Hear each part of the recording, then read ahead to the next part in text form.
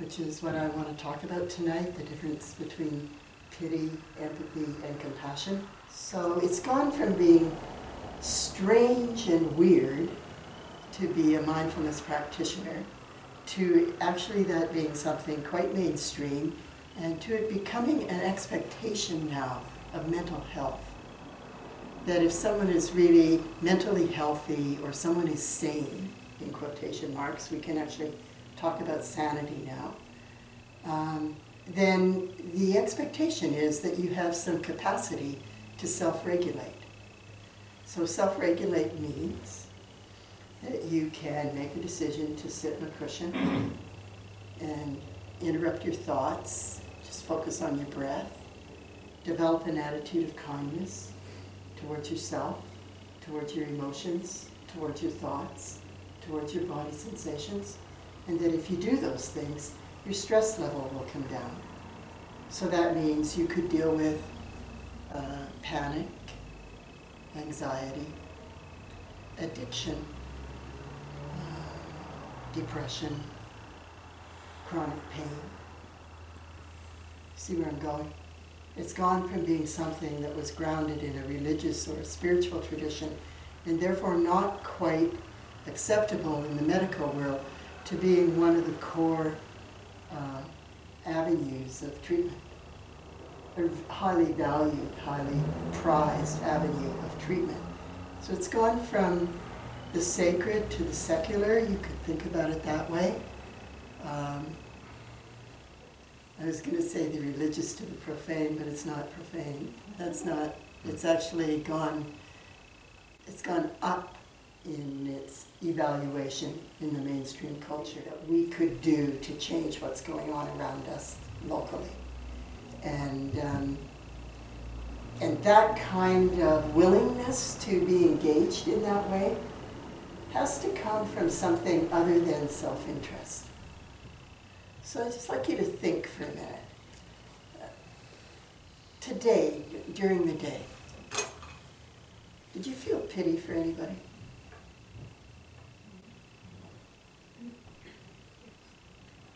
So a number of you are nodding. Did you feel empathy for anybody today? Some of you are nodding. Not necessarily the same people. Anybody care to tell me what pity means to you or what your experience of that is? Would anybody share that? Can you say something about it?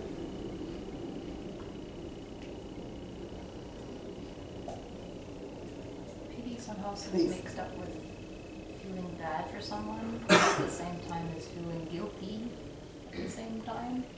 So a mixture of feeling bad for them Yep. and feeling guilty. Yep. What would bad for them mean? Can you say anything more about that? Sense that it just looks like things are difficult for that person from the outside, from looking.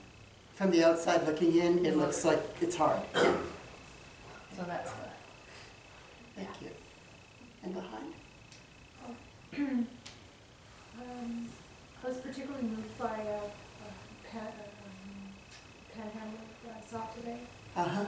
A street person, but he was just, it just looked like he had really hit rock bottom and had been there for a long time, and just, I kind of almost sort of took my breath away, and I had my hands full of groceries, and I would have given him something, but I was in a rush and I had my hands full, like excuses, but the feeling that I had was just,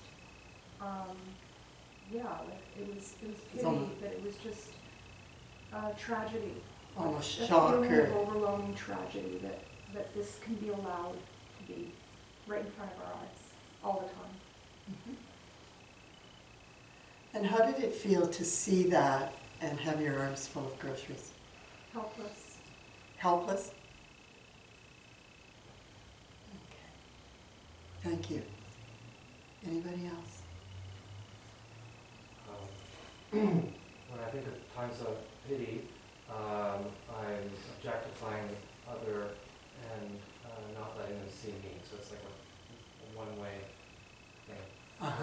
empathy, and there's also sort of status difference, like sucks to be you sort of thing. But with empathy, I'm vulnerable. So I'm letting, there's a reciprocal seeing, I'm letting myself be seen, and there's equality. So more eye level. Yeah, there's equality and reciprocal realness, vulnerability, realness. I like that. Reciprocal realness, Yeah. vulnerability. Yeah. Without trying to change anything, it's acceptance as well. Pity doesn't really accept, it wishes it could change something. But empathy accepts what is and doesn't try and change anything. And that's what the person who needs empathy wants most, is somebody to be present and accept. Not to try and change, I wish you could be less depressed or whatever it is. Just actually being present for the person in their depression or whatever it is, their experience is, yeah.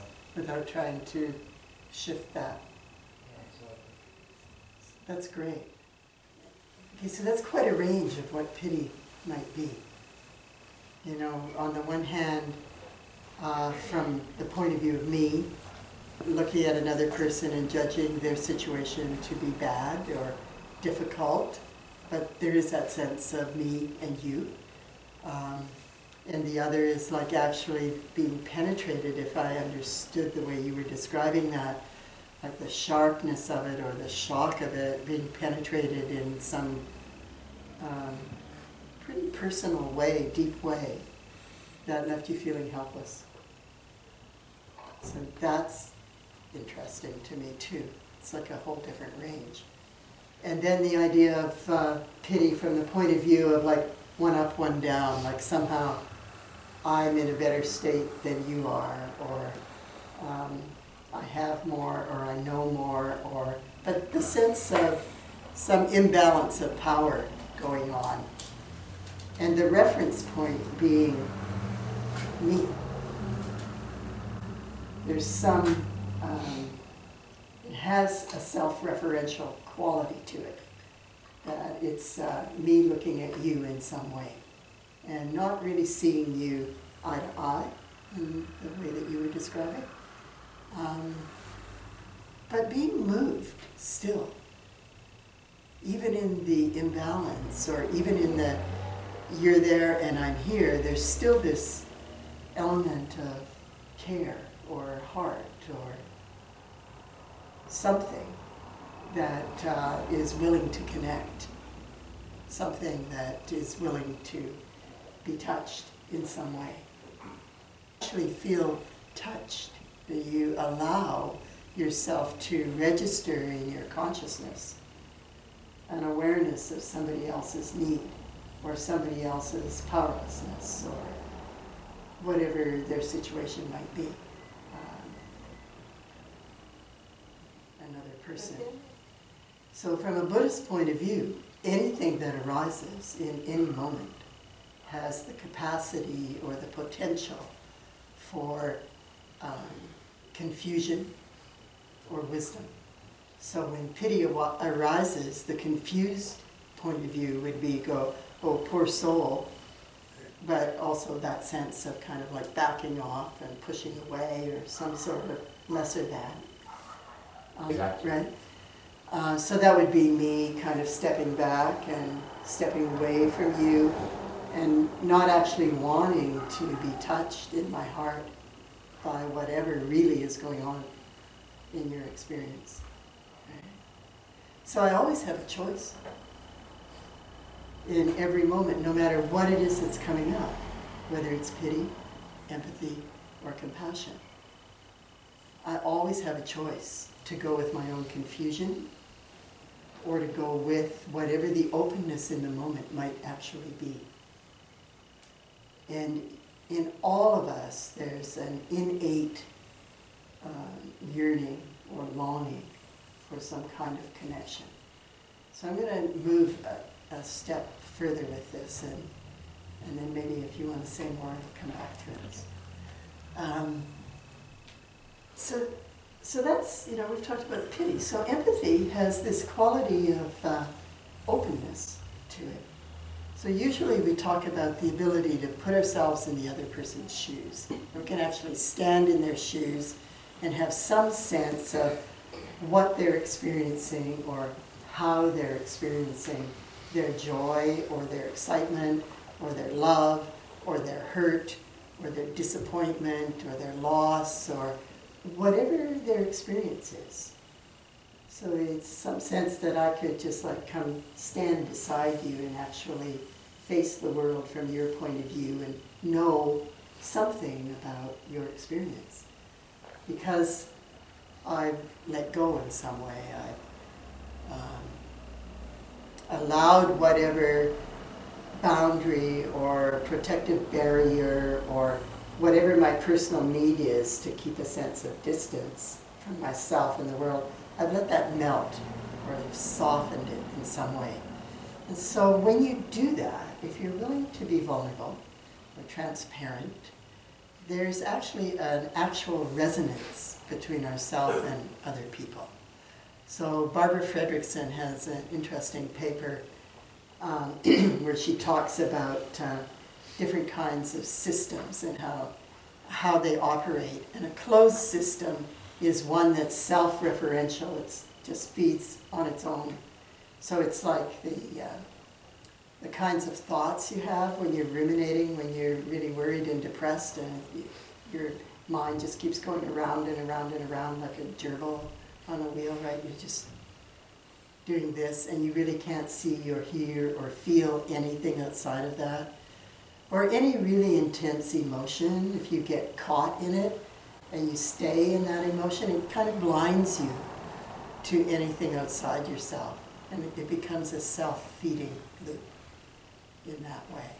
So an open system is one that actually has resonance. And human beings are by nature open systems.